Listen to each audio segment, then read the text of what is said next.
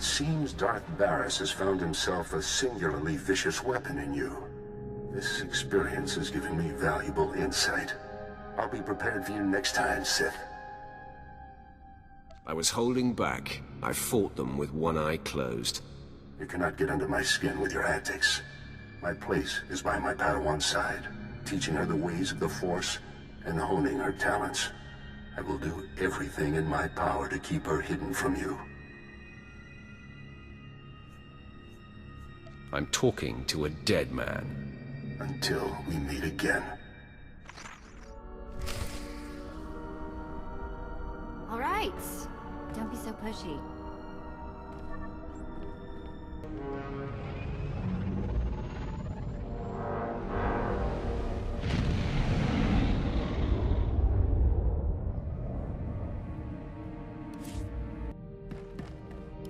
Apprentice, now that Noman Carr realizes that we seek his Padawan, there's no time to waste. He claimed the girl on her home planet of Alderaan, and she trained on Tatooine. I have agents on both planets digging up leads. Find the people who know this girl. Someone means enough to her to make her come out of hiding. I doubt that Jedi will let her out of his sight. You may be right, but as you close in on his prized pupil, he will be forced to deal with us. I am confident this is how we will prevail. The Padawan's training is incomplete. She is susceptible. The anguish you cause will flush her out, and you will kill her and her master. Perhaps the Padawan can be turned. Her power would be a great asset, yes. Put through enough torment, she may reveal her base nature. But we must be cautious. The danger she represents is extreme. As long as she lives, she is a threat. Seduction to the dark side should be left to masters. If there is even a sliver of doubt in your heart, it can backfire. My heart is immune to doubt. Don't deny doubt. It can feed as well as any other emotion. You have yet to face a Jedi Master. Their righteousness and passionless demeanor is nauseating. And Noman Carr is no ordinary master. Confronting him, you will find profound fortitude and hate. Or you will falter. It will be an interesting experience. Be sure your results are of interest to me. Be off, then. Tatooine and Alderaan await. Discover this Padawan's identity and destroy her.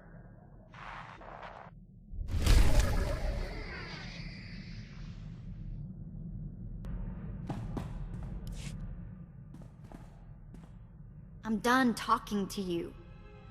Take the collar off or go away. No need to get so worked up.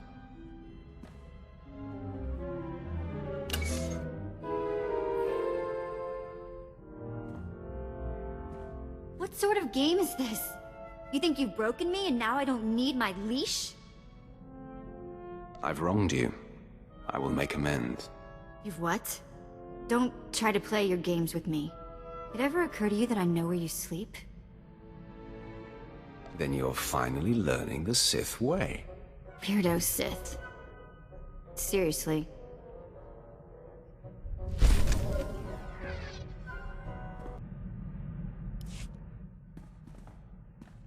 You know, I was a slave when I was a little girl.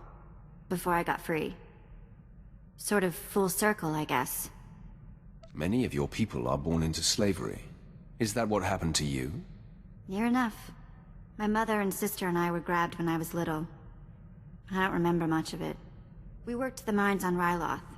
Then they separated us. I got sold to a Rodian, then a Hutt. Then some sort of weird three-eyed thing. All of this while you were still a child? Yeah, I was 7 or 8 by the time I landed with 3 eyes. Anyway, I guess you know you've moved around too much when a Sith ship starts to feel like home. This is home. And this is our strange little community. I guess you're right. Watch out I don't start calling you Pops.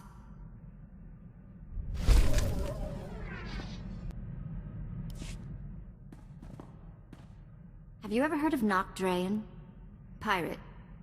Terrified the criminal world for a few decades. He destroyed the Wrath Cartel and the Vandalhelm Combine in some giant power grab. Same guy? Yeah, same guy. Weird to think of him that way. Nock Draen was the most famous killer in the galaxy. But he set me free. I was still slaving it up for Three Eyes when he crossed Nock. Or maybe he just had something Nock wanted. I never did ask. Did any of the gang survive the encounter? You mean anyone that wasn't owned as property? No, they did not. I'm still not sure how Nock got his speeders into the camp. One minute they weren't there, and then they were. He was ruthless, but not a thug, you know? Sort of a pirate prince. Freed all the slaves, and told them they could join up, or go their own way. I'm surprised he allowed a child to make that kind of decision. He was like that. Never once talked differently to me. Not sure he really understood kids. I was the smallest on the crew, and mining had taught me to fit in tight spaces. Nock's crew showed me how to steal. For a long time, I didn't feel bad about stealing. So much had been taken from me. Even the small action of taking gave you control of your life. That is everything. Well, it's a long time ago anyway. Let's get back to work, yeah?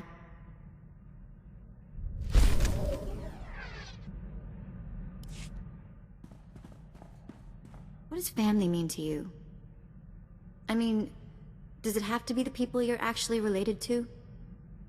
When you are close to people, they become family.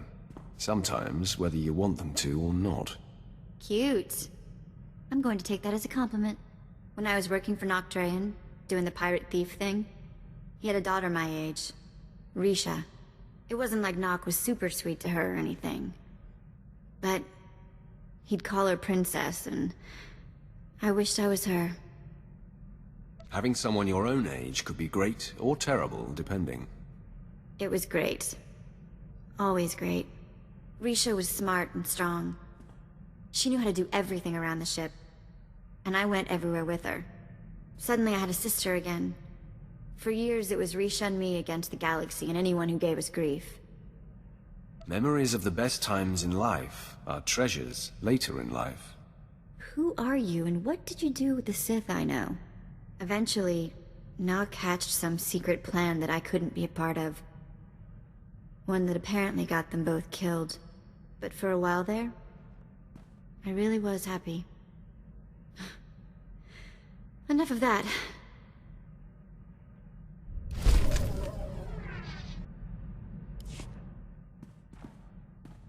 You know, I never thought much about being a Twi'lek when I was younger. Even on Ryloth, there were lots of other types of people. As far as I could tell, people like me were just the ones who made the best slaves. Wasn't much to be proud of, you know? Every species has a place in the Empire. Twi'lek exist to be in service to their superiors. Every time I think there's a person under all that Sith, I get a nice sharp reminder. Sheesh. Sometimes the old training dies hard. I did not mean it. I guess we all have to live with what we are. When I left Nock Draen's gang, I joined up with a group of Twi'lek artifact hunters. They were all young too, full of fire and Twi'lek pride. Out trying to recover our heritage. I could see the appeal of young, excitable Twi'leks. You should have met them. There was a girl they called Taunt. She was beautiful.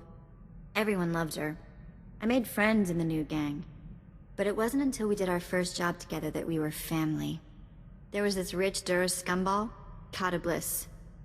Obsessed with Twi'lek women, artifacts, clothes, anything. We took him for everything he was worth. That's quite a haul. I assume your little gang lived well for a while. Not really. The Twi'lek groups who bought the artifacts weren't exactly rich. But we survived. Anyway, we were flying high. Did a couple more jobs together. Then came Korriban. And I guess you know how that ended up.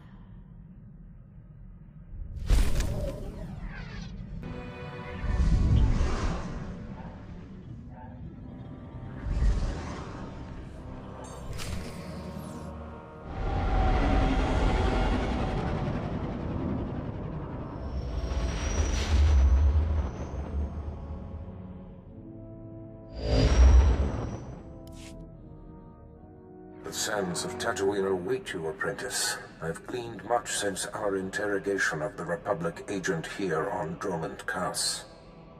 I am certain Nomen Ka brought this gifted Padawan to Tatooine to train with a legendary master named Yonlock.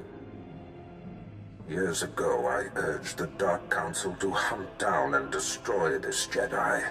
They refused, and Yonlock went into hiding on Tatooine. He's hiding in the desert. Why does this coward Jedi concern us? He was the greatest Jedi teacher of his time. The Force remains strong in him. Yonlock is the one who brought the Padawan's powers into expression. Now they share a special bond. Find him and destroy him. I will bring the old man to his knees. Nomen Ka shelters his prize, so we will draw her out by destroying everything she loves. My servant Sharok Biv will guide you. She's eccentric, an acquired taste, but give her the benefit of the doubt. As you decree, my lord. That is all.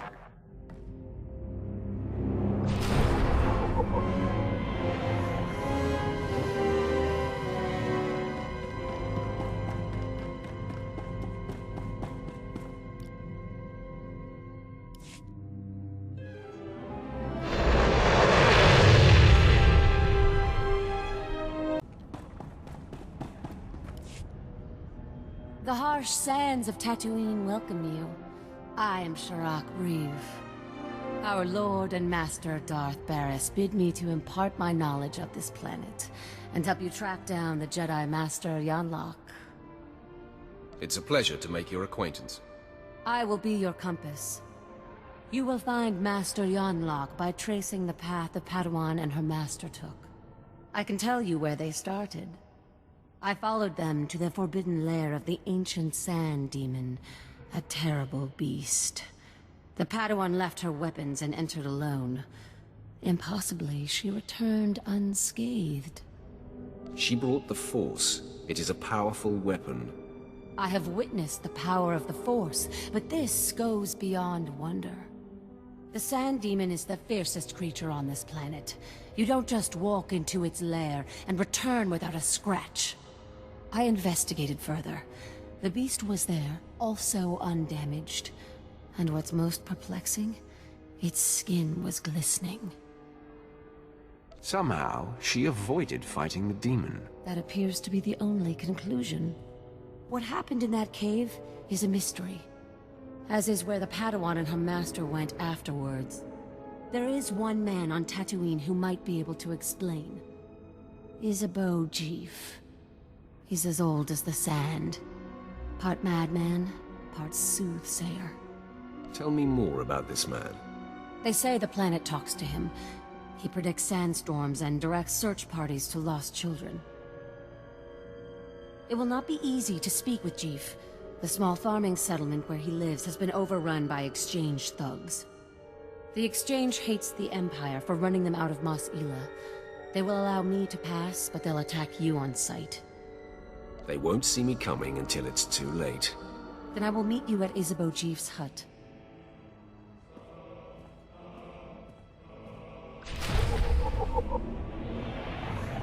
Let's move on, shall we?